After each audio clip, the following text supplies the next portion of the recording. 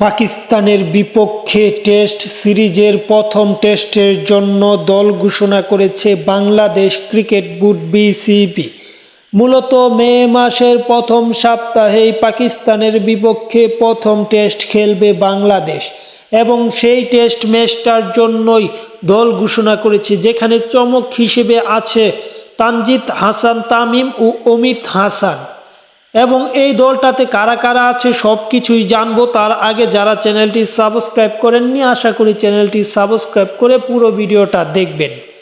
মূলত বাংলাদেশের এই স্কোয়াডটাতে অধিনায়ক হিসেবে আছে নাজমুল হোসেন শান্ত, মাহমুদুল হাসান জয় আছে এই দলে, আছে সাদমান ইসলাম, মুমিনুল হক সৌরভ, মুশফিকুর রহিম, লিটন কুমার দাস উইকেট রক্ষক, মেহেদী হাসান মিরাজ তিনি হচ্ছেন সহ অধিনায়ক, আছে তাইজুল ইসলাম, নাইম হাসান, এবাদত হোসেন চৌধুরী, এবাদতকে দলটাতে রাখা হয়েছে, আছে শরীফুল ইসলাম, তাসকিন আহমেদ, নাহিদ রানা, তানজিদ হাসান তামিম এবং সর্বশেষ নাম যেটি সেটি হচ্ছেন অমিত হাসান।